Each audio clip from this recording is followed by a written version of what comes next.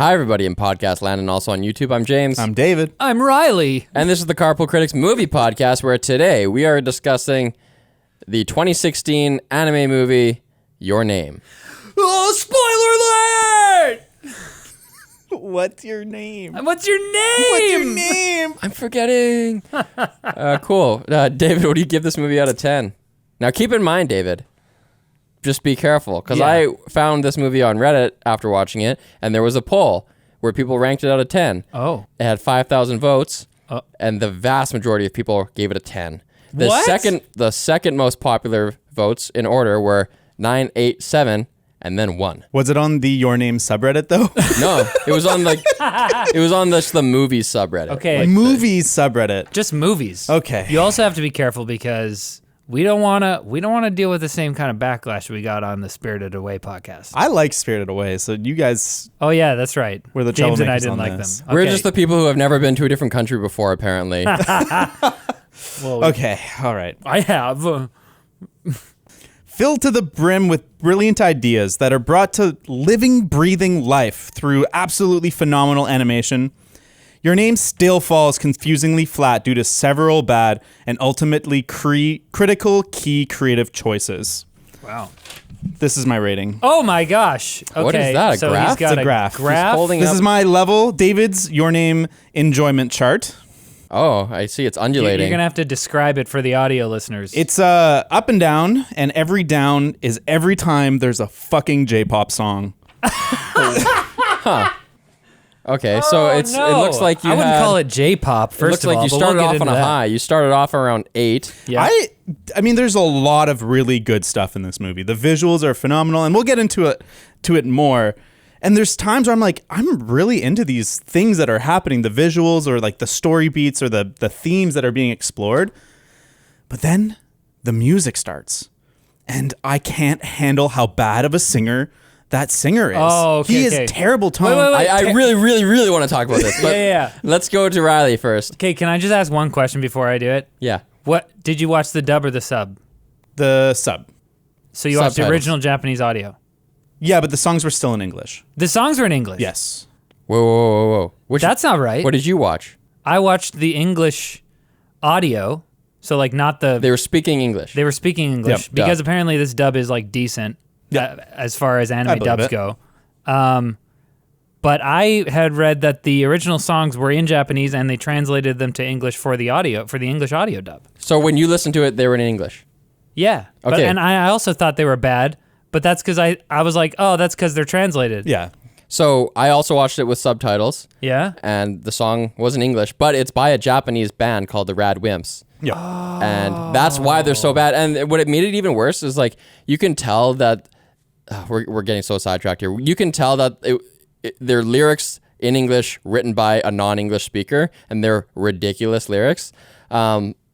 But what made it even worse was that when you're watching with subtitles, the lyrics were written out in the Yeah. subtitles, so you can just really zero in on So how awful they distracting. are. For example, lyrics such as, "At an unprecedented speed, I will dive right into you, and when I dozed off into a lukewarm can of soda." It's just like, "You're quite a showy crier. Yeah. Want to Oh stop your my tears, gosh. see your eyes drier." Yeah, that was the one I wrote down too. Who would put the word unprecedented speed into a song? It doesn't make any sense. Yeah, I think having those songs subtitled was a huge mistake because not only is his tone and his pitchiness really distracting, having the words pop up means that you're like told to focus I on the could not song. let it go in the background. Yeah. But the overall sentiment of the song, like the Yep. the vibe of it was like this nice epic. Yeah. It matched what I was seeing. Yeah. I didn't hate that. Okay, wait. So originally, we all got screwed here, guys. Originally, the songs were in Japanese. When the film initially released in Japan under the name Kimi no Wawa, I'm not saying that right, Kimi no Nawa, the songs were in Japanese. And they translated them to English for the wider release. Oh wow, I would have So really even if you- enjoyed. I would have enjoyed this movie a lot Even more. if you see the movie in Japanese, if you're watching the movie, the version that released to the wider international audience, you're getting the English songs. Yeah. Oh, that's horrible. Yeah, Wow. that's the problem. Because I agree. I think if it was in Japanese and I didn't know what they were saying, musically the songs are fine. I think the singer is bad. I think he's pitchy Yeah. and he was flat constantly. and his tone is really unpleasant and really sharp and like. I wonder how much of that has to do with him singing in English, though. I was listening to them today on YouTube. I was listening to some of their songs, and the best songs are the ones where his voice is like processed like auto-tune or made to sound like an artificial sound, and then those songs are kind of cool. But overall, like that band is like the Good Charlotte of Japan. Like they're not a good band. Yeah, like it's cheesy, like Charlotte. music I would be super into in grade 7. And like if you like this music, we're not shitting on you, but like that is just not for me. It sounded more like Hey There, Delilah. Okay, well, A little Japan. bit, yeah. Okay, we'll get into more whether your rating is valid based on, the fact that we know that these songs were translated because like maybe you would have liked it more. Yeah. Okay, so anyways, here's my slogan. If you're a new listener, we never do this, I swear. Riley, what do you give this movie out of 10? I think I would say this is a good movie if I could only remember what it was called. So strange. I feel as if I've seen it before. Wait, how did I get into this podcast? 8 out of 10.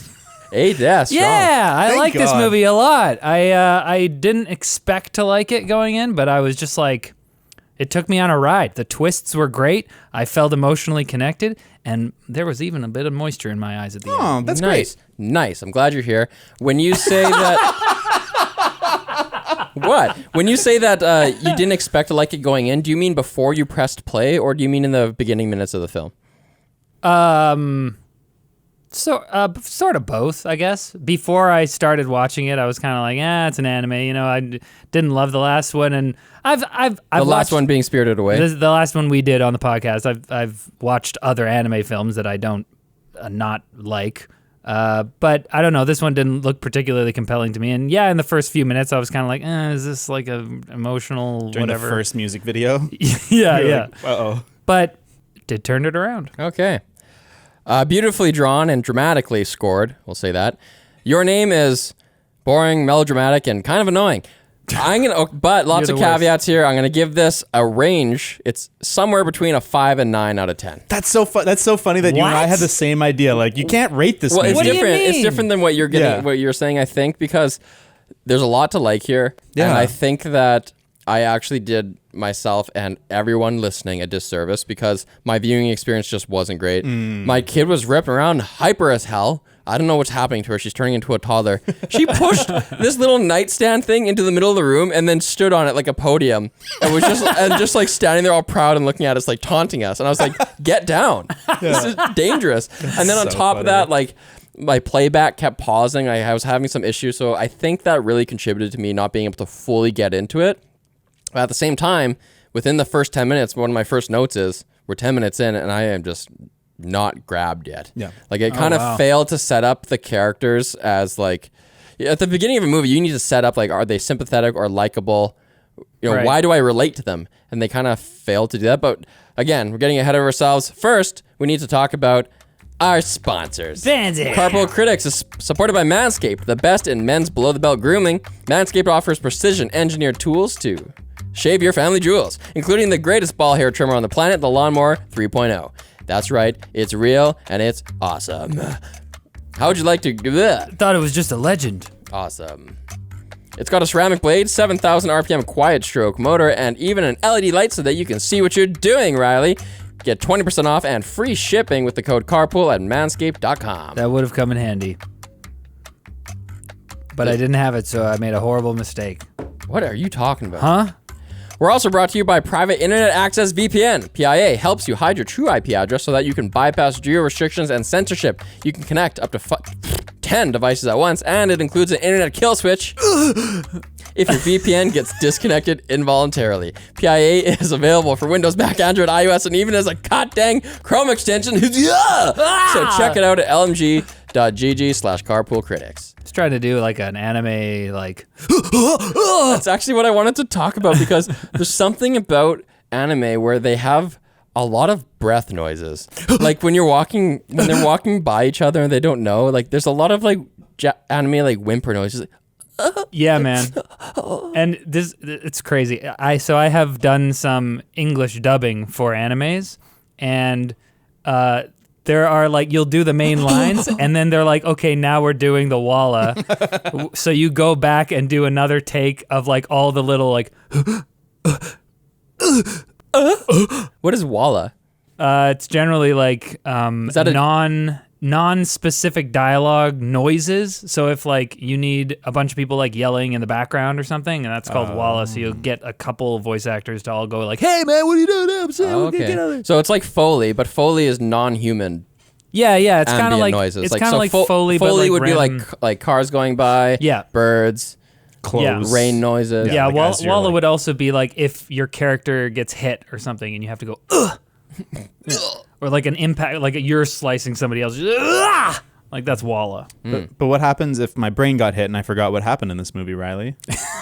Then that's just the plot of the movie. No, that's us needing to hear the movie synopsis. Thank you, Riley. Oh, okay. Mitsuha, a teenage girl living in the small town of Itomori, and Taki, a schoolboy in Tokyo, have vivid dreams about each other, but the memories fade quickly. Their friends tell them that they have been acting strangely, which leads the two to discover that every few days they swap bodies. And of course, the first thing that Taki does is look at himself naked. Oh yeah. Taki and Mitsuha learn to work with each other, leaving notes so they can catch up on what they missed the previous day. After some time, the connection is suddenly broken, compelling Taki to seek out the town of Itomori. But when he arrives there, he discovers that it was destroyed by a comet impact 3 years ago. What a twist! The next morning, Taki journeys to Mitsuha's family shrine in Itomori, which he visited once in Mitsuha's body. There, he drinks sake that Mitsuha prepared 3 years ago from her saliva. It's a cultural thing. There's a ceremony. And wakes up in Mitsuha's body on the morning of the day the comet struck the town. Realizing there's a chance to save her and the villagers, Taki, as Mitsuha, concocts a plan with her friends to convince the town to evacuate before the comet strikes that night. But it's only partially successful. In desperation, The comment or the plan? the plan. And the comment. Spoilers. In desperation, he runs up the mountain towards the shrine, reaching it just as twilight hits, aka magic hour. Ever heard of it, David? Robert Pattinson. And because it's magic, they can see each other, meeting face to face for the first time. But when the sun fully sets, Mitsuha is gone, and Taki can't remember why he came there or even Mitsuha's name. Back in Mitsuha's time, the comet hits this town, and destroys it. 5 years later, we learn that most of the villagers actually survived. In Tokyo, an older Taki and Mitsuha pass by each other feeling a mysterious connection. Taki asks Mitsuha if they've met before they both ask simultaneously, "Can I ask you your name?" The end. Sweet ending. I guess they end up together and have trans-dimensional babies. Well, let's start off by talking about the best parts of this movie. You know from like frame one, whoa, the visuals are sweet. in Yeah. this So movie. Yeah. good. You're watching it HDR or 4K, it's so nice. It's a great opening with the comet like falling through the skies, and you see like the stars and the clouds all kind of like coalescing, and the Lots music of is depth. beautiful at that point. Tons of depth. Like you can tell, like the clouds in the foreground just seem so 3D. They must be like CG, like Yeah, computer enhanced. they do a lot of CG in this movie. Also hand drawn though. Yep, it's a combo. A lot of people talk about how beautiful Spirited Away was, and how it's all hand drawn and there's meticulous detail. But I found this movie to be way better looking. But I mean, it's also 15 years older. That had so a it's lot to do with it. It was just higher res. They didn't have computers. Yeah, that's a 2018. They had like mention. abacuses. Yeah, I love Water it. wheels. Even like the way some of the people are animated, it feels so lifelike. Like when they're in the small town and they're doing the traditional dance, the way their bodies are moving. I couldn't tell if it was CG or hand-drawn animated in the sense that the shading and the colors were correct, but it felt like they were moving in 3D space, and it felt more real than normal hand-drawn animation. You're I was talking so about like impressed. the ritual they did? Yeah. Yeah. I was totally blown away by just like the detail in the way they moved. I was like, this is as good as it gets. That looked like it was like motion capture, Yeah. or at the very least that they like filmed somebody doing that and then animated frame by Rotoscoped it or frame. whatever. Yeah, because looked it did look really good. What about the lens flares? Are those computer? Probably. Those are from the real lenses. They filmed. you They can't- filmed the paper, and they kind of. Can you draw a lens flare? You could, but it's way easier to just generate it through CG. They were nice. They weren't. They were almost like J.J. Abrams like overdone, but they were pretty They good. But it brought in works in the J.J. fantasy Abrams of this world. just to do the lens flares. There's a lot of like He's a specialist. 3D camera Shut up, moves Riley.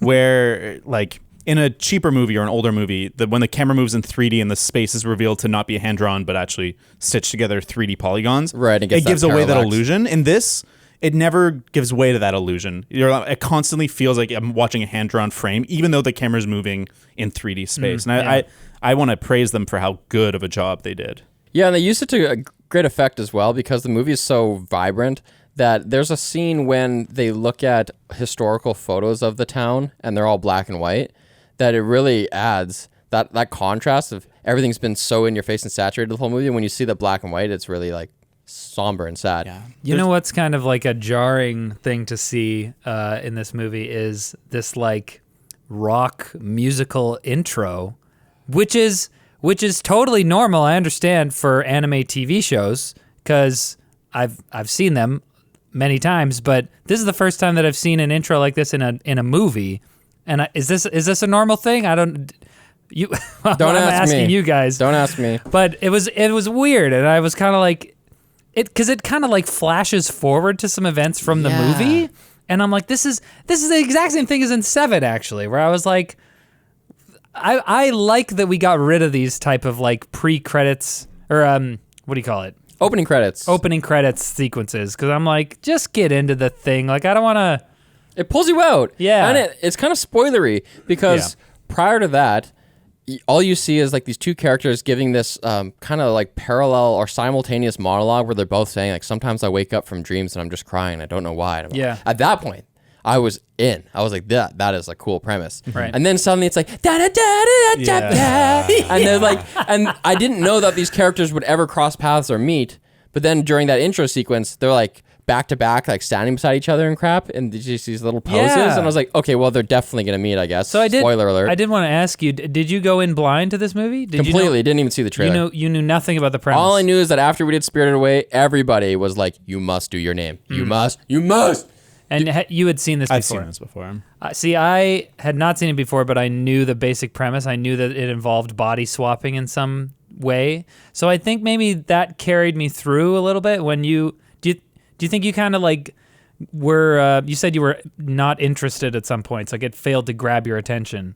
But for me, I think that I went along with even the parts that were kind of like lame because I was like interested in the central premise of the body swapping. They did a lot of. What you need to do with a character at the beginning is make me relate to them, and there's like usually 3 ways to do that. You can just make them a good person, you can make them a bad person who's funny, or you can make them in a like scenario that is just crappy and like unjust. And so Makoto Shinkai did not have you in mind. This is just how stories work. I don't make the rules. So she's kind of in a crappy situation in that, like, I guess she has a lot of pressure on her because her dad's the mayor for some reason. Actually, I guess there's reasons for that. Her dad's the mayor, and he kind of is strict and picks on her. And she's in school, and everyone's like, "Oh, what'd you do yesterday? You had amnesia. That's weird." But those things weren't compelling enough. The stakes weren't like high enough for me, like for me to really relate to her there. And then the pacing of rolling out, like there's probably 3 or 4 different scenes where people are like, "You were weird yesterday," before they tell you what it was. And I was like, I get that. I understand. Yesterday was weird. What the hell was it already? Could have gotten to the point a little bit quicker. And even before that, we have the scenes where I think we kind of understand that there was a body swap. And like, I don't know. You might be bringing that with you. Maybe. I don't know. I feel like I've seen a lot of movies like this. It's this Freaky Friday, but instead of it being like a mom and a daughter, it's 2 teenage lovers. I don't know. Like, it really sat with me wrong when the first thing that happens after the opening is like a teenager playing with boobs and looking at themselves naked, and then a girl being upset, not because she was told that like she was possessed or like she was super weird yesterday. None of that bothers her. Her hair was messed up, and she's like, "Oh, my hair!" And then I'm like, "Oh." Yeah. And I looked it up, and of course this movie is written by a dude. So wait a second. So at the very beginning, when we first meet Mitsuha, we see the character grab her breast, right? Yeah. Which means it's Taki in her body. Yep. Right. So the first scenes when she's walking around town are all Taki. Yeah. No. Yeah. No. This is what's so confusing. This is why I was like upset, because I was like, this doesn't make any sense. She wakes up and she's Taki, right? Yeah. And she's like, "Oh, poops, what?" And then she goes and looks in the mirror and she's like, "Oh my gosh, my naked body," or whatever. Yeah. But then the next scene, next shot, she's walking down, and that must be the next day because that's clearly Mitsuha, and she's like, "I did what yesterday?" Right. Like Taki wouldn't be saying that. No. So like, purposely the way that they confusing. did that was so weird. But and I found it weird because I thought that it was smart to roll out that information in one scene. Or I think they kind of tell you that something's crazy is up in that first scene when she's grabbing her boobs.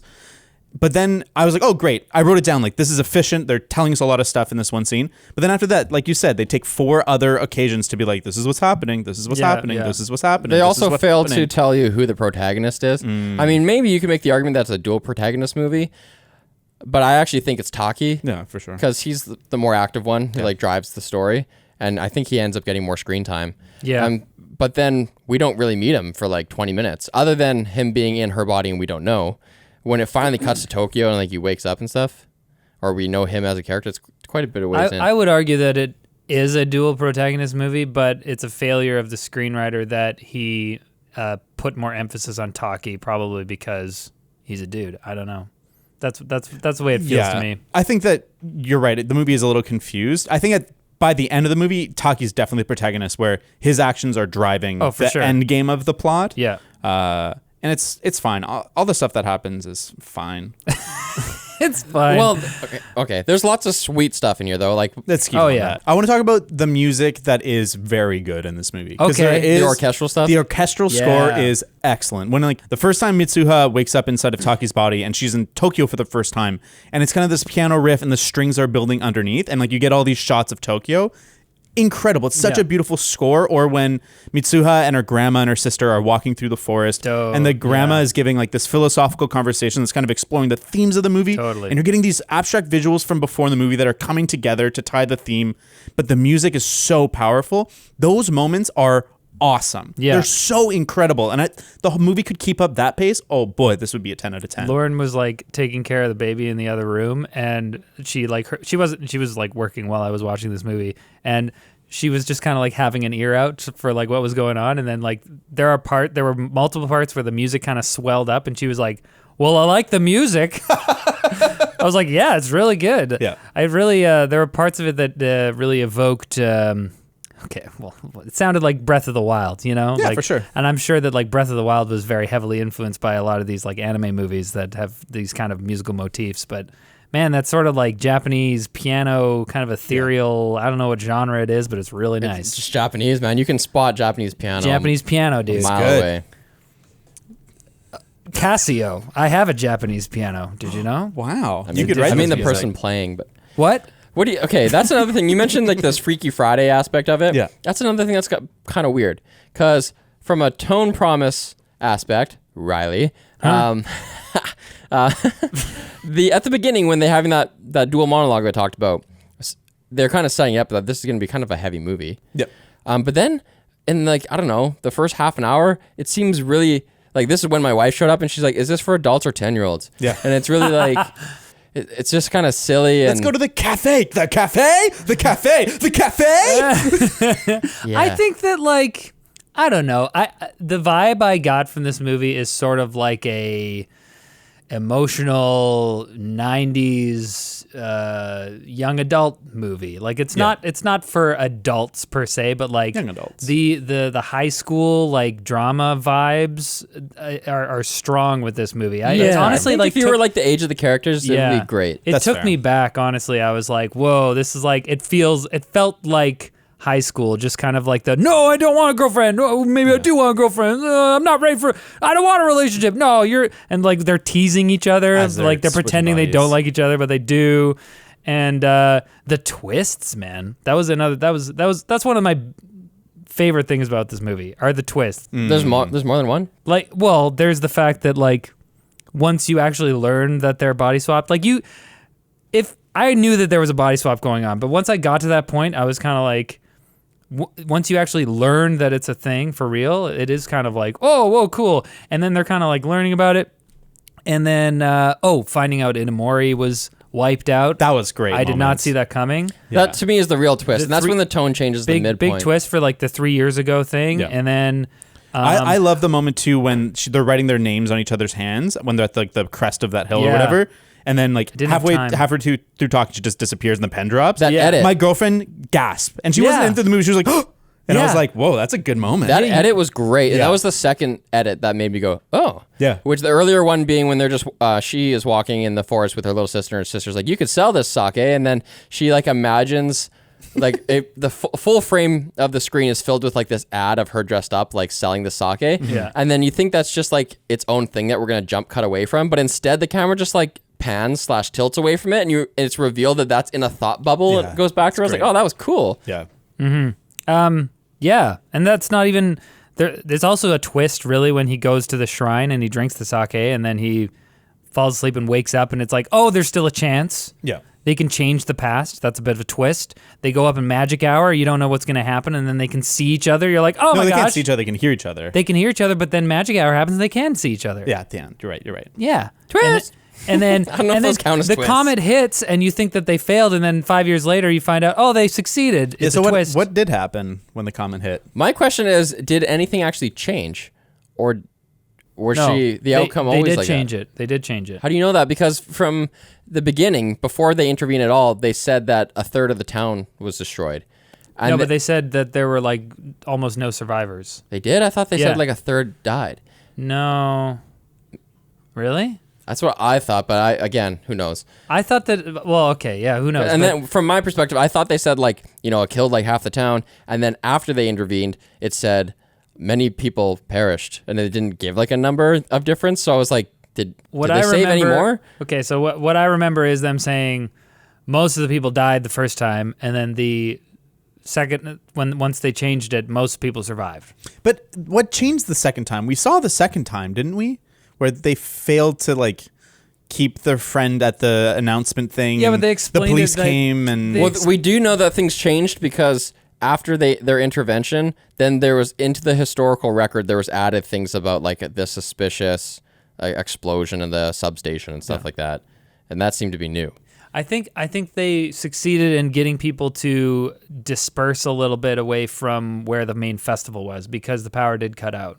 I feel like the movie kind of failed to show that though, because like well- in the sequence of events, they show like them succeeding to get people away, and then they show them getting defeated, where the people are like, "Oh, we can stay here. We're totally cool," and they show a montage of people not leaving, and then that's the end of the people that they show us. It's really tricky because if you wanted to really visually convey that they had succeeded in lowering the death count, you could have like match frames where the first time you show the bomb hitting, there's like people playing on a fountain or swing totally. set, and then the second time after they've intervened, you show those same scenes but no 100%. people on them. Yeah. However, that would frame it as a success. Yeah. Whereas you kind of want to feel like a failure because he wants people to think that Mitsu's dead. Yeah. That Mitsu is dead, and then at the end we don't know what's going to happen. And that Yeah, when they like- reunite, you're happy. So you kind of can't have it both ways.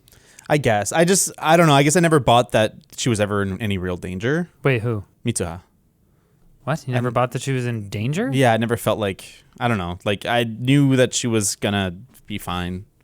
Second know. Oh, watch. sure. It's your second watch. But even though I first watched two. No, I don't know, honestly, because it's like once you see the comet hit, you're like, oh, they failed. Oh, I also really liked the parts where I liked how there were these kind of like little microcosms of movies. Like when Taki goes on his little adventure to find the town of Itamori, and he's with his two friends, and they're kind of like, they go over here and they go over there, and there's like a little montage of them like exploring different places and kind of talking to the locals, and his friends are playing a card game or whatever while he's trying to figure it out, and they're like tired and they're leaning each other on the bus and stuff. I thought that was kind of a fun little montage. It was like a little teen road trip movie. And then there's also kind of another mini movie in Mitsuha's effort to save the town. I was like, all right, we got a plan, guys. Let's go. And then I felt like, oh, this is like a group of 3 kids who are like on an adventure to do something. I was like, this is just like a fun little. that's technically mini Taki's movie. plan. Sure. In her Sorry, body. not Mitsuha. Taki. I like that second sequence a lot. I like that second sequence a lot, but that first one was ruined by the thought of why didn't he just get the name of the town in one of the dreams? Like he's occupying her body, he's in her life, he's going to school. Like, okay, you're Was lucid he- dreaming. Why are No, you going to it's not a- school? no, and like David. they've communicated, they've written on each other's hands, on each other's Yeah, faces. but he didn't know what would be important because he only knows to investigate her town after the communication suddenly is severed. Yeah, but if I woke up in someone else's body, Well, I I would be would like, probably where take- am I? I'd probably take a video. Where am I? No, the way that I read that was that he and they knew what communicated on social media, like the way that I read that dumb. is Take that a he voice knew the recording. town. He knew the name of the town, but he forgot it because every time they wake up from these things, they forget things super easily. True. yeah, but why not just like write it down? Well, he didn't think that he would need it. He only. that's dumb. What? That's what do you dumb. mean? What do you That mean? is kind of dumb. That's really If you're just in a random town, wouldn't you be like, where the hell am I anyway? No, this is he knows Saskatoon. Oh when my he's- god, I'm never coming to Saskatoon. No, when he's this in, sucks, when even he- in summer. When he's in Mitsu's body, he knows the name of the town. Yeah, When he wakes up as Taki, he forgets it. but he remembers enough to love her. Yeah. Okay, in that's love. actually my biggest He problem. remembers Yeah, the is connection. Is this love? Because Yeah, when they're in each other's bodies, it's pretty platonic as far as I could tell. And maybe this is a fault of watching subs, not dubs, and not having like intonation and stuff. But it didn't seem to me that their love, which they have at the end of the movie, was earned. Because in the original montages, when they're occupying each other's bodies, they're hooking each other's lives up. They're like, I got you a date with this person. Like, oh, sweet. Thanks, bro. Yeah. Yeah. High five. But they never really get to interact with each other. And to me, there wasn't a lot of scenes of like, I'm falling in love with this person that I am. And how could they? Because they don't interact with that person. They only interact with the life around that person. So how could they really love each other other than this like ethereal like feeling they have in this connection that they have that's kind of just cosmic? I think I see what you're saying, but I didn't feel like I think I totally understand why you would feel that way because the only way that they do interact is through these like notes that they leave for each other and stuff. But I feel like maybe there is an element of this kind of like mystic cosmic connection that can't be translated. I don't know. That's the way that I read it. Like it can't be translated through the movie. I think that what we see of the way that they act towards each other indicates the connection that they feel. Like what? Like she's like the night that the connection gets severed, they're about to. She's gonna call him or he's gonna call her or something. I forget what happens, but she's like, "Oh, you should be able to see the comet." And they've clearly been talking a lot. You know, it's like a long distance correspondence sort of thing. And he's about to call her, and then he can't get through, and that kind of like leaves this like emptiness in him where I'm like, "Oh, I need to." This is like an unfulfilled thing. And so then, like, when you're on this, like, journey to, like, get something and you're trying so hard, I feel like that in itself kind of not only builds a connection more, but it makes it more important that you I don't fulfill know. that. I feel like they could have built way more into the movie because they do have this, like, montage of, like, you know, spending the time. Maybe And- they and, could, like, like, my leave money. video messages for each other or something. But like, why that. didn't they spend time doing things like, what if each character, instead of just, you know, going to work for them and helping them, I'll help you get a date with Miss So-and-so by mending her skirt. Why didn't they show them doing things that would make the other person like them? For example, like whenever so-and-so's in my body, he always like helps my grandma around the house and does all these really sweet things. Or like, oh, he did this courageous act or like fixed my bike or something that I appreciate in a partner. And like they're doing things that the other admires, but they're not really doing that. That would have been nice, but I feel like this is kind of the high schoolishness of it, where I don't think that high school people really have like super great reasons to like each other. It's just like, oh, I've spent a bunch of time with you. This is and weak, I've- Riley. No, This is I'm not. so weak, man. What? It's a movie. What do you mean? You're saying it's just like realistic that the movie doesn't show us good reasons for them to love each other. Even though the whole movie's based on them loving each other, the movie's allowed to not show us, like, the movie's allowed to not earn it because they're high schoolers. I'm not saying that the movie's allowed to do one thing or another. I'm just saying that the reason that you didn't like it isn't vibing with me, because it all made perfect sense to me, given that this is like a pair of teenage kids who, like, they're not be like, this is what I'm looking for in a partner, someone who respects my family and blah, blah, blah. Like, they're just like, I've spent all of this time with you and we have this But connection. they have spent zero time with each other. Well, I've spent this much time in you. They've- not physically. And that's the thing that's weird too. Is They- like they're loving themselves. They just love themselves. It's like, okay, I guess he can fall in This love with is- her just because he's in her body. And he's like, you know, Nice she really boobs. has great boobs. I And he's a high schooler. think so what it that's really enough. comes down to for me is the emotional nature of the whole thing. Like this movie is about emotions. It's not about I'm looking for this thing and this is like it makes sense that I would do this. It's like I have this visceral, guttural instinctual need to connect with somebody, and so they find this connection through this link through time, and it's just like something that's kind of hard to understand. So then you just kind of go with the flow, and it turns out that they do feel this connection. It's not about like wanting or seeking out a connection that they decided to go for. It's that we feel this connection. It's just there. We can't decide that it's there or not. I think though that I agree with you, but I just Yeah. don't like that's not enough for me. I think fair. it's important in romance movies. If you want the audience to go along with it, they have to feel what those characters are feeling, because like that's what your buy-in is you're Sure. like, okay, yeah, I've got to feel this love. I've got to feel what they're feeling. Like a crappy movie like Moulin Rouge works because you're like, oh, I'm feeling the romance. But Right. if you don't feel the romance, then the movie just doesn't work. Well, that's fair. And I mean, think I guess what I'm saying is I felt it. You felt it. Yeah. You felt it worked for me. For me, it was just like, Freaky Friday, like, woo, montage. And then, but although I will say that one of the coolest moments was in that montage, but it was just so glossed over when he's like, stop spending my money on food. And she's like, but it's your body eating and I'm working too. Yeah. I'm like doing your shifts. It made I sense. thought, oh, that's so interesting. Let's explore that more. But it's all just wrapped up in this montage. Right. Because the movie actually doesn't want to spend time on the body swap. The body swap is really just a setup It is. for the real story, which is trying to save this town. Yeah, and that's what I liked about it as well. I feel like that going into this, I was kind of expecting sort of maybe like a Freaky Friday, sort of like, oh, look at all the hijinks we get into with the body swapping. But that wouldn't be very Japanese. No. I think it's a characteristic of Japanese storytelling where they take something like that and then they just next level it. Yeah. Right. They take it somewhere totally different. Yeah, no, I did not expect. That's why I love the twist so much. One more thing about the relationship. Mitsuha sets up that date with Miss, what's her name? Okude? Miss O. Whatever, the cool girl from his work. And Is she like a MILF or something? Why is she Miss? I think she's probably like a just couple years older, maybe. yeah. I don't know. But Total MILF. yeah, maybe. You can't tell in anime if people are like 14 or 30. Yeah. There's Yeah. like kids and old people and then everyone in between. Well, Japanese people too, they age very gracefully. That's not racist, is it?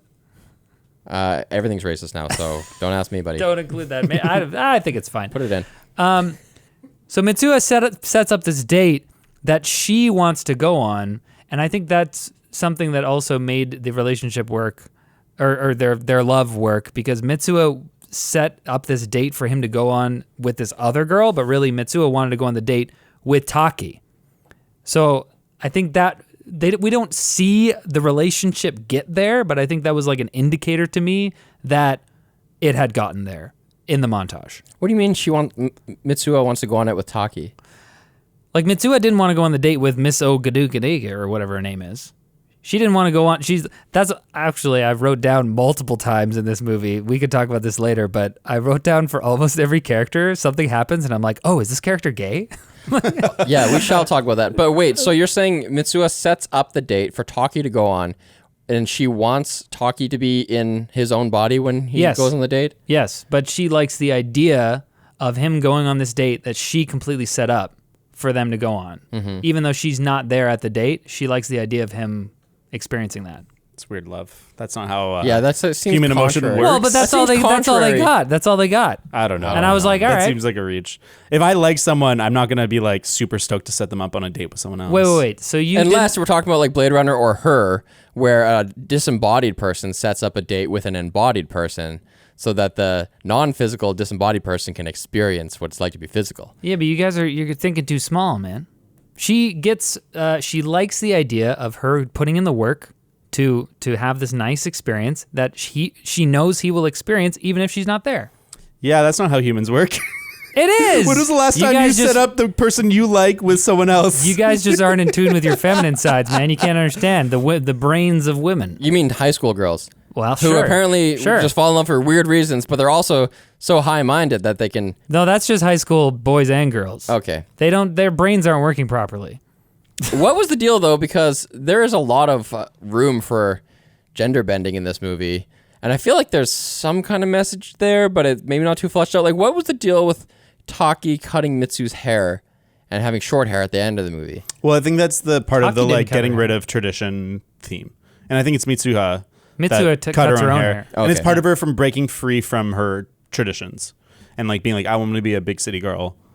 Yeah, but that's what's so confusing because that's her last act, but part of the theme of the movie, I feel like, is similar to Spirited Away, where it's like, hey, you want to go off to Tokyo and do your fancy stuff, but remember, our traditions and how nice those are, and like, let's go on a hike up to the family shrine, and that's like a really nice moment in the movie. Like, well, and even like the whole thing is set off because they have forgotten the past tradition of the meteor coming every 1,000 years. right. So like, you forget your traditions, you die. Yeah. So that's not really a strong theme if that's they could have saved everything if they remember their traditions. I think it's just subtler, where it's like you need to remember but also adapt. That's fair. Yeah, I was kind of confused. I mean, I guess you're right that it is a subtle one. Like, but there's so many references. Like, the dad left the Shinto priesthood, and that's maybe why he's like not so happy with his life or whatever. He's not a good dad. Yeah, and that was similar to Spirited Away too, where they Yeah. talked about like the post-war differences of Japan and how everything's different. I wonder, do you guys think there's any kind of like allegory for the bomb? This is based on an earthquake that happened. Oh, is it? Yeah. It's like I can't remember the name of the town, but it's like inspired by a real earthquake event that happened and cleared a whole town. And Yeah, because it seemed to me that a lot of thematically, it seemed like don't forget about the past. They keep forgetting things, and he has this connection with this person, and it's only in that town where they do the traditional acts and everything like that. And he's just trying so hard to have. He's just trying so hard to like maintain a relationship with this person and benefit from that.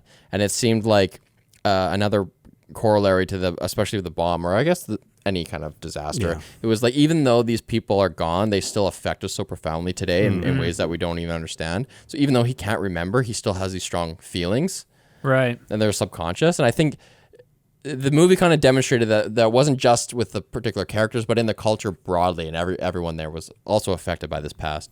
Yeah, I do wish that the theme there was a little bit more pronounced, but at the same time, I'm kind of like I think it works sort of just as like background information for the main story, which for me is this very emotional connection between two people, which got me there, guys. I think that's fair. And I think you're right that if you're going in and you're just like, I'm going to enjoy this romance and like enjoy the fun roller coaster of it, that's good. I guess I wanted a little more tickling of my brain. Oh, for sure. And I felt like I struggled to piece it all together into a singular idea. And maybe that's just me going in with the wrong expectations. But like, what's the theme of this movie? It's kind of hard to nail down. Like, there's a lot of things that are explored, like family, tradition, trauma, like memory. But it never feels like it coalesces into like a point. Right. I don't feel like this movie is like, this is the point of the movie. Totally. I think if I would say that, like, if we're comparing this to Spirited Away in terms of the themes there, I feel like Spirited Away is maybe like too obscure. Like, it has a very, very focused point. Like, it has a clear theme and things that it's trying to say, but it's so obscured by it. Like it's not very... Like, it's too deep. There's like too much to analyze there. Whereas in this one, it's like there's sort of this like beginnings of themes staying there, but they didn't delve too deep enough. Like, Spirited Away is too deep to grasp, too abstract, and this one's like too ethereal. It's interesting that there's in both movies there's a lot of power in remembering your name. That's Like true. in Spirited Away, that's like how they break the prince free, is he remembers his name. Totally, man. I love that archetype. Yeah. I love the archetype showing up of like when you remember your name, it like gives you some sort of power. Yeah. Speaking of power, do you think that if you body swapped, you'd still be able to slay other teenage girls at basketball? Or do you think that would leave you? Because they body swap, it's just... Here's the thing. We have this fallacy in Western... It really goes back to Descartes. This mind and body duality where they're two separate things just is false. Your brain and your body are the same thing. Your brain doesn't end. It's not just floating in your cranium. Your brain stem, all your nerves are just an extension of your brain, and they permeate your entire body. So it just doesn't make any sense that, like, if he's going to suddenly inhabit her body, would he still be able to like do layups? I don't think dunk and I don't stuff? think the movie is necessarily saying that he is like more athletic because, or Mitsuha is more athletic when Taki is inhabiting her body.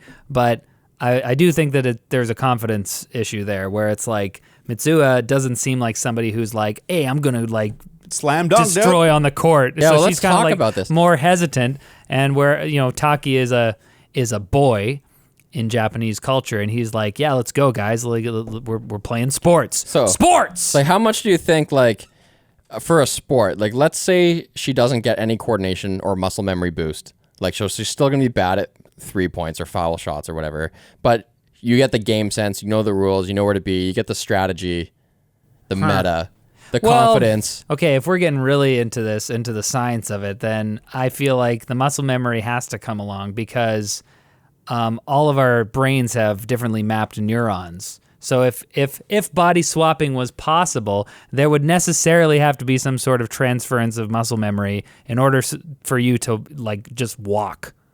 Because your brain is not like our brains are so different that you can't necessarily take your brain and plug it into my body and then have everything work properly. Well, it depends on what you're saying by body swap. It's like, are you switching brain/nervous systems, or are you just switching consciousnesses? And can my consciousness just interface with your neural network? Well, but to what you just said a few minutes ago, our consciousnesses are inextricably linked to our brain. So it's like the thing that we're talking about here is a magical thing. It wouldn't happen. It's impossible. So at the end of the day, this is a moot point. I think the movie's concession is that we have a spirit inside of us, and that spirit can go between bodies, and the body is not. So then the spirit is above the body. So this movie, the director is a Cartesian dualist, and then she is better at basketball. She slays, bud. I find it frustrating that Splish pretty splash. much in every part of the montage they find a way to sexualize that girl.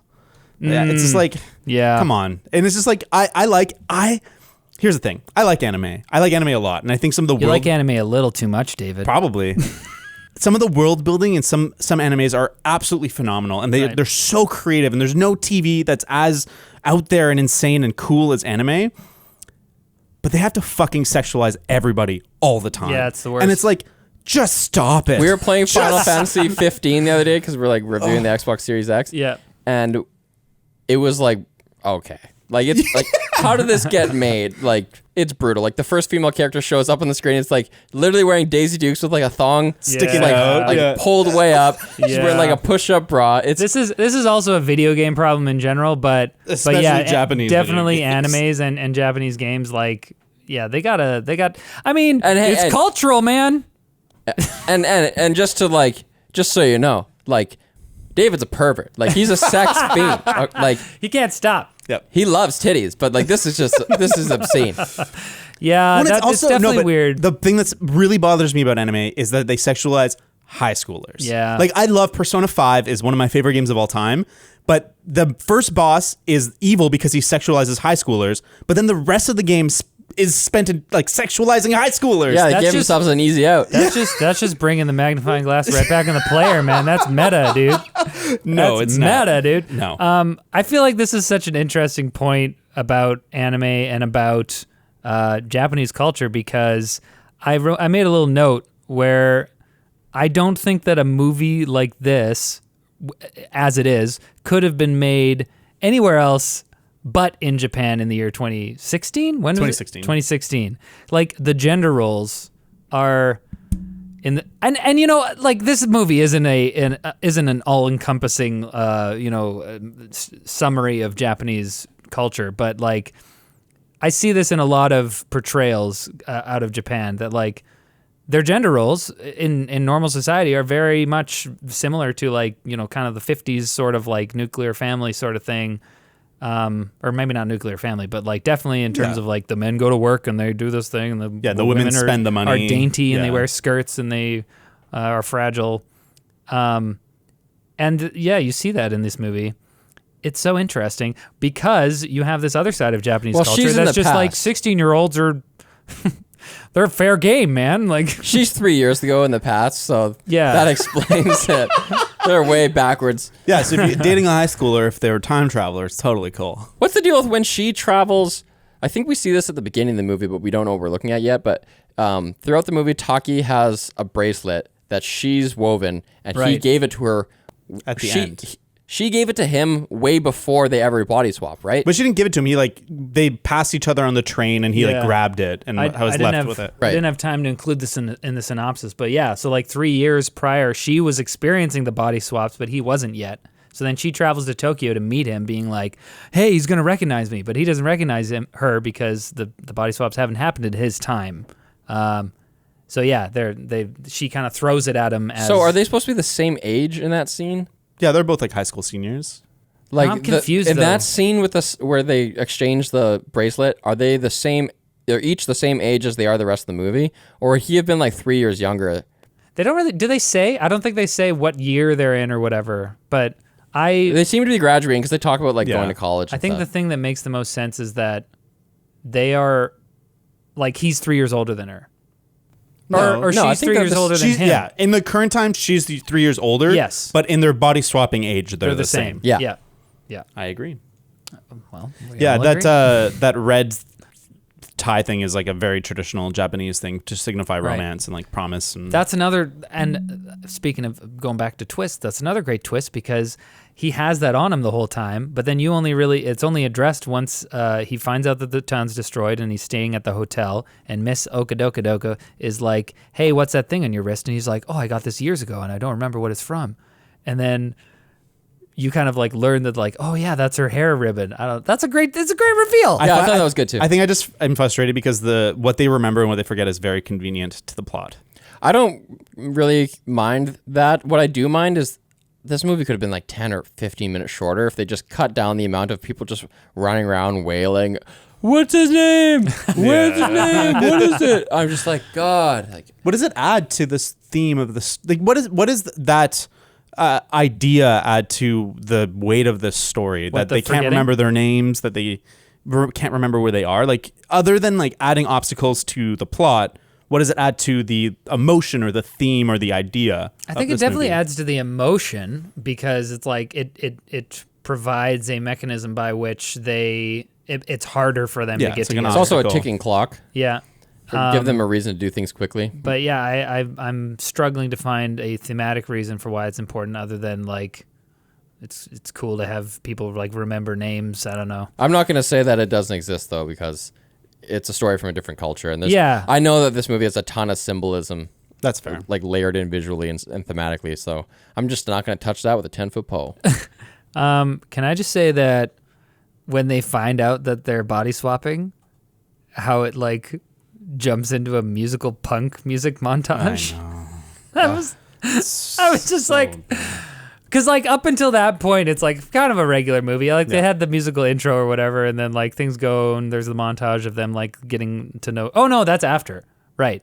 So within like the first 10, 15 minutes or something, you find out that they're body swapping, but then you get another musical montage after the intro. It's just like, what's going on? How many times I was like, is this a musical? That's another napier on David's chart. That's dip number two on my chart. I hate that. Yeah. It's so bad. Man, it's really, I'm really upset that they translated the music to English because I haven't heard the original Japanese songs, but like listening to it through, I think one of the things that made me enjoy it a lot more, and I didn't take away points for that because I was like, oh, the Japanese original songs must be way better. Like I'm like the guy who is singing this in English is pitchy, and it seems like he's a bad singer. He's really bad. And I was like, I just assumed that the Japanese versions were better. So then I gave it a pass on that. I think that's totally Girls fair. don't like boys, girls like cars and money. Good Charlotte. Is that a lyric? That's Good Charlotte. Yeah, that sounds just like it. Yeah, it's a shame because I watched it on Plex last night, but I own it on Google Play because when it first came out, it had such praise. I was super excited to watch it. And that version also has the English songs, so it's not easily accessible to get the Japanese songs. Yeah. That's a mistake. That's weird, man. It's a mistake. Yeah, big mistake, I think, in my opinion. One visual that really made me go, was when is it? He drinks the sake. No, one visual that really like kind of tugged at my heartstrings a little bit, even though I think I got less emotional in this movie and was less emotionally connected than most people watching it, was Taki lands in Mitsu's body again later on in the movie and gives her a big hug. Yeah. Because he's always been grabbing the boobs, Yeah. and it's always good in a screenplay to like repeat things. Yeah. And you can show character growth through repetition, or you can use it for humor. But in this, it's visual or visual repetition. But instead of grabbing the boobies, he just goes right past them and just hugs gives her a himself. Yeah. And that was great. Is that the scene when he's crying and then the sister walks in and then he's crying, grabbing the boobs? Because I was like, that moment almost makes all the boob grabbing kind of worth it because it was so funny. It was very funny when he's crying because he hugs her and you're like, oh, that's Yeah, and nice. But then it's like, no, he goes for the boobs again. I like the boob grabbing because it's like that's exactly what he would do. Oh, totally. No, that's Yeah. exactly what any guy would do as soon as they find when themselves. you pair it though with the next shot is like a shot of a teenage girl in her underwear, topless. It's like, Yeah. I was kind of like, I was really scared that they were going to like show something. no. I was like, no. And then it's obscured. I'm like, oh. Fuck it, we're reviewing cuties. We skipped on cuties and now this. Yeah, I think it just goes to make me feel like when I watch anime, I'm a gross person.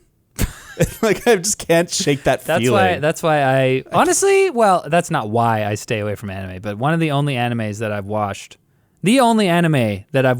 all the way through is Attack on Titan. Yeah, because it doesn't have any of that crap. What's that one like gun kill thing? Gundam? Full Metal Alchemist? No, Or Gundam? the one where they have like these outfits that protect them, but their outfits are all just like G-strings. Oh, Kill la Kill? Yeah. Kill la Kill. Yes. Yeah. No, it's messed up, man. Yeah, that one. I stay away.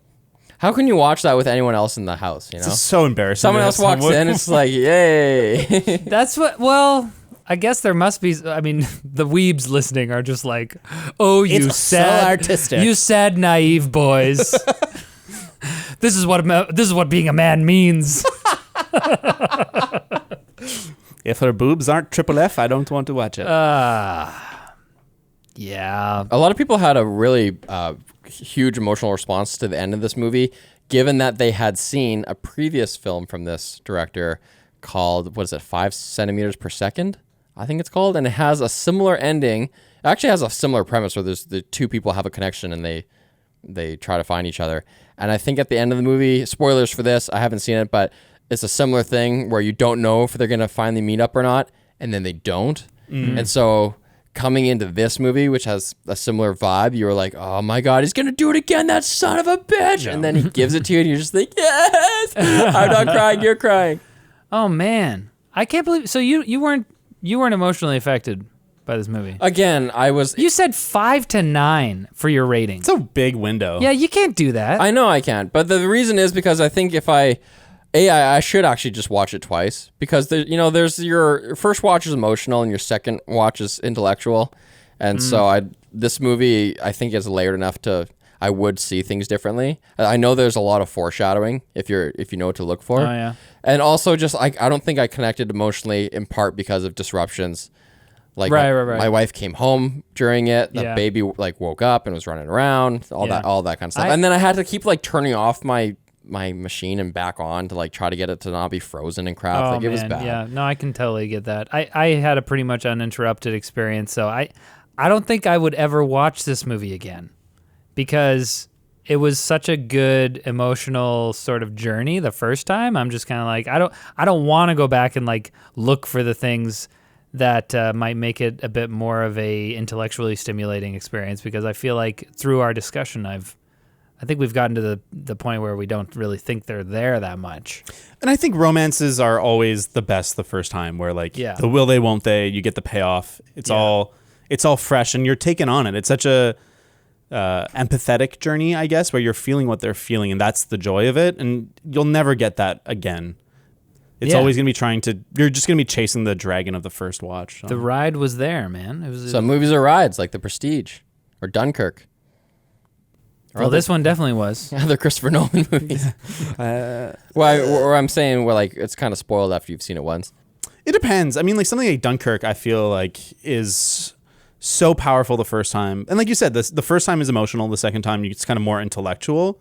And as long as those intellectual ideas are there and can be dissected, then a movie can be as or more enjoyable on later watches. Like Tree of Life, the first time I watched it, I hated it. I remember I walked out of the theater and I he was yelling. I was like, this is the worst movie I've ever seen. Like, and if I don't get it on the first watch, like, it's garbage movie. Right. I was so wrong. The more I watch it, the more my brain's like getting exploded open, and like there's so much And to it's painful. dissect. In what way? Oh, because my mind's exploding. Just vibing, man. Yeah, and I think that, I don't know, we've talked about it briefly before, where if a movie is best on its first watch or better with repeat viewings, is that a positive or a negative? And like, I don't know, but this movie is definitely best on its first watch. Yeah. On your second watch, you were not as... I didn't enjoy it on my first watch because the the J-pop songs are so bad. I wouldn't call them honestly, J-pop. they're deal breakers for me. They're like it's hard, like guttural body. Like, Jeez. you are not gonna have a good time. Oh, man. Yeah, you want to turn off the movie at an unprecedented speed. See, honestly, Yeah. well, okay. I See what I did there? Maybe... My eyes are drier. I feel like... Yeah, I already You said feel this. like a lukewarm can of soda? What? These are the Are these lyrics. I'm lyrics? citing the damn okay, lyrics. okay. I'm like, what are these words? Speaking of the words, I feel like I could kind of like block them out. I don't know. I was just like listening to the music, but maybe again, that's. But we because I had them probably written on the screen. Yo, that's a good point. didn't. Oh, Did you I have? see. I didn't have the subtitles. Yes, Yeah. they were subbed, like italicized subtitles of the lyrics. Yeah, but I watched it. I have the subtitles on all the time, so I was listening to the English audio and I had the subtitles, but the subtitles weren't there for the music. Yeah, because when you put on English, when you're watching an English movie and you put on English, it's English closed captioning. Right. And so that wouldn't have been included there. One thing that I thought was nice in terms of just like the art design and stuff is the fact that you already mentioned that the town was based off of, well, I don't know if you mentioned it was based off of Hida. I think it's based off the town of Hida in Hida City in Gifu Prefecture.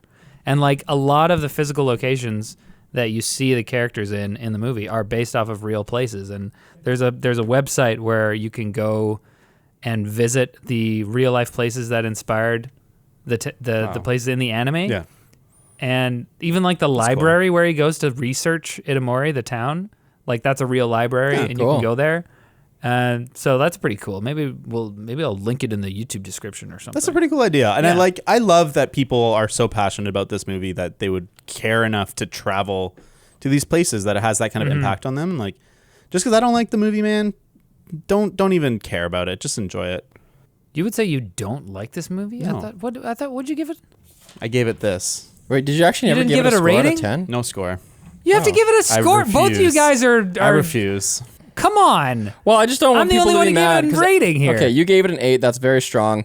For myself, I gave it a range because I don't know, but I'm giving it like a 5. I kind of didn't really. A 5? I didn't want to watch it. I had to. Yeah, I was not enjoying it. Hey, here's another thing. I fell asleep last night watching this crap, and I had half an hour left in it. And then I got up at 6:30 in the morning. I finished it. I'm upset. wasn't enjoying it. I did not expect this outcome. Give Give it a rating, David. can I give it my personal feeling No. rating and then an objective rating? Amalgamate them. You must amalgamate them. I give it a ZX532. I'm not. Very Elon Musk of you. Yeah. And just because I just remembered it, I realized a lot of you people listening to this are on Spotify and you don't subscribe or follow us. You just keep listening. Just, but you're you just should there follow. in the background. Yeah, follow us. Come on, follow. Come on. Join the Navy. Come on, what are you doing? Yeah, I've talked about this movie about as much as I want to. You guys want to? Here's a new thing. Dune, which I love, delayed a whole dang year. Ridiculous. Question for you, horrible. though. Here's the question. Now, can we do Dune 1984? Because you'll have so much time. You have time to see Dune 1984, then read the book, and then watch the new movie. I'm down. I think I would have enough time to forget it. I think we should do it. I We think it'll be want to do hilarious. Dune 1984 without, like, a year before the actual one comes out?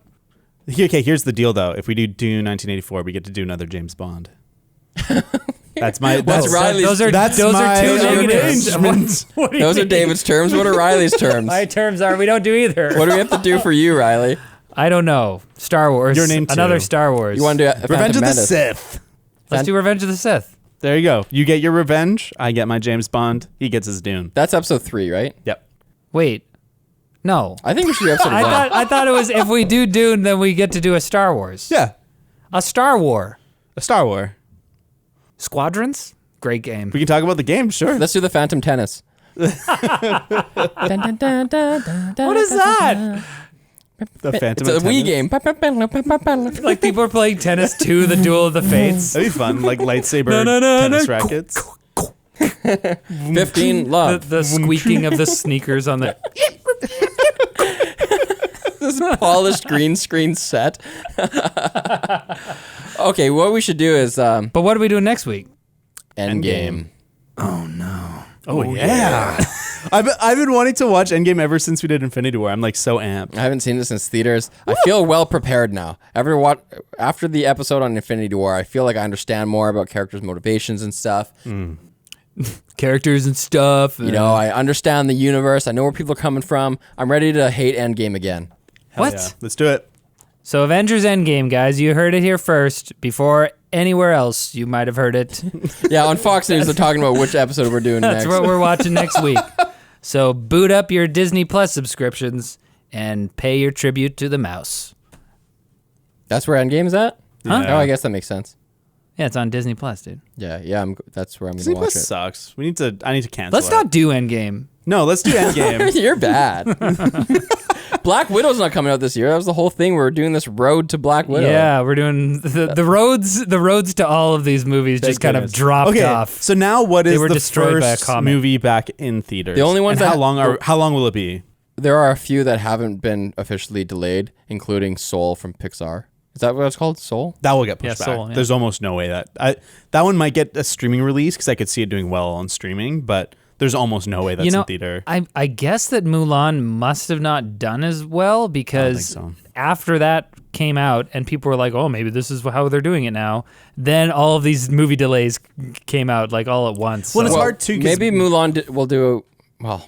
It probably won't do well, but I don't know. But there's lots of reasons why it wouldn't have done well. So maybe Sure. that doesn't pretend. But they don't care. They don't care. And like the reviews are good. It's still like 75% on Rotten Tomatoes. So in their eyes, like positive reviews, not great financial results. So what's the point? Do you know that the financial result wasn't that good? Not that many people We don't bought it. know, but I mean, we would start to. I think if it was good, we would start to see other stuff show up on Disney Plus. Are movies just done now? Well, Wonder Woman is still on the docket. Oh, For 20... I'll bet. 20. I'll bet $50 that Wonder Woman gets pushed back. Out of Probably. 2020. Linus was saying in the office that he thinks that movies as we know it are done. They're donezo. It really depends on what happens between us beating this virus. Like, do all these, like, for example, what was that chain that Regal? that closed like all their locations until further notice in the United States? So they're the second biggest one. AMC? It's not AMC. Well, in the UK, I think Regal closed. Yeah. Well, they closed all they're a UK company that closed all the US locations. I see. And so what if they just go bankrupt before this is Yeah. all over and that takes like another 8 months? That's what I hear, that like theater chains are just like bleeding money. Well- and I think that it's true. I think that movies might not look as we expect them to in the past. They might be done in the way that we expect to see them. But what he was saying was like if we don't ever have movie theaters again, Yeah. then and they need to make money a different way, like Right. in a different medium, then does that change how movies get made? For sure, because like you've seen Netflix totally have a different style of movie. It's all these smaller, $15 to $30 million movies that are kind of more indie feeling. You can kind of be more artistic because you don't have to sell a million versions of that movie. You just have to entice people to stay on your service. So it's like it's more about quantity of good stuff than having these big tent poles. Right. And Disney Plus is kind of the opposite. They're going for these big tent poles. They're like, The Mandalorian is the reason you should subscribe to our service. Yeah. And I don't think they're doing as well. So I think if we lose theaters, we lose tent poles as we know them. I think. But I don't think that's so bad, honestly. Like if we don't get as many Star Warses, that's okay. Yep. If we get some more movies that like, maybe have a bit more of a focused Like vision. Get Out and or don't something. Yeah, like they don't have a $600 million budget or whatever, but they have something important to say, and they kind of like. But then you don't get your Lord of the Rings. You don't get your. Honestly, I'm fine with not getting Lord of the Rings if it means that we get better like indie style movies. I think both can coexist, and I think like this period of transition has been good for movies because there's so many movies coming out all the time on every service. There's so many good TV shows everywhere. You mean it's good for Right now, when we're kind of in between theater era and streaming era, we're getting the best of both worlds. We're getting all these big Marvel movies. We're getting all these big DC movies. Well, we're not getting them yet. Well, we're right now is the transition out of this for sure. They're being withheld from and I us. think that, like, as much as if I'm have to choose one, I want to choose the small, intimate movie. I still love the big tentpoles. I still love those big franchises. And so to see that maybe go away, I think what I'm saying is that there's way too many of those. Like, I could do with maybe 2 or 3 big Star Wars, Lord of the Rings-y because things. they're all trying to be like that, like A Suicide year. Squad. You're like, no, don't spend millions and millions on we don't Suicide need to do Squad. Suicide Just Squad. like put all your eggs into Dune and into like Infinity War. Okay, is there a way to just tell them? But you don't know if stop it's, making Suicide Squad. You don't know if it's going to be good until you're too invested in the process anyway. It's not like no one tries to make a bad movie. No one tries to make Suicide Squad bad. Is that they go on a path, they're like, uh-oh, this is the wrong path. They veer to one way. Uh-oh, this is a bad path too. And they veer and they keep veering. But I think you don't start out trying to make a bad movie. You for sure. Yeah. I think that it's a giant budgets have been normalized for these things, though, so that a movie that could have, like, a movie that has the potential to be a Star Wars, because there's so much money in it and so much studio oversight and all these things, like, it's a Suicide Squad. So if there are fewer movies that get allocated the big giant budgets, maybe they have a bigger incentive to make it really good. Because it's like, whoa, we got a $500 million budget, but so do all these other movies. That's fair. So it's like, it's not a big deal. Yeah, and you really invest. We just need to have enough explosions. We need to pay the graphics guys enough to make it look pretty. Yeah, you don't have David Ayer direct your tentpole. You have a Christopher Nolan direct your tentpole because it actually matters. Yeah, maybe. I mean, maybe that wouldn't happen, but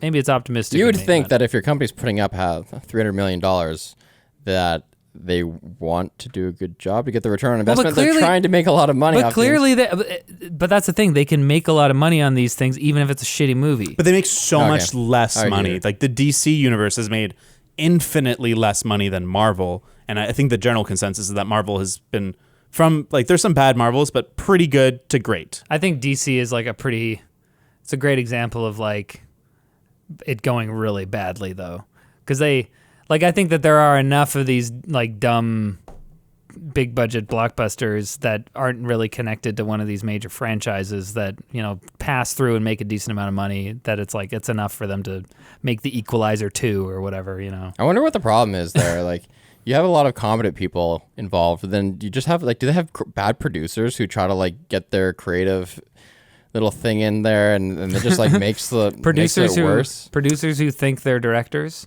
Or writers. Well, it's a combo too, and like even the most creative person makes bad decisions once in a while, and I don't think you make an early. Not this guy. You make a bad decision early on that kind of sets the tone for what your prop designer is doing, and then they're designing weird props that don't fit with your audio, and your visuals start not matching, and then you just got this weird tone of a movie that nothing. What movie are you talking about? The reason this movie went down is the props. Freaking prop master A over there really screwed the pooch. Yeah, there's just so many moving pieces when you make a movie that it's easy to get disconnected from all the different departments, and all of a sudden there's 7 different movies that are being made and they have to somehow work together. And then you have Die Another Day, and then you want to die that day. Die not another day, die today, now. This podcast just turned out to be 15 minutes longer. There you go. Hey, there's an LMG clip for you. Watch this on clips. And watch Avengers Endgame next week, whenever you have time. Who knows when they're listening to this? These are forever, Riley. These are forever. Love you so much. If you die, your child will have this record of you. And that's the only reason I do them. Because I am not talking to him myself. Your name. Your name. What was his name? Dad.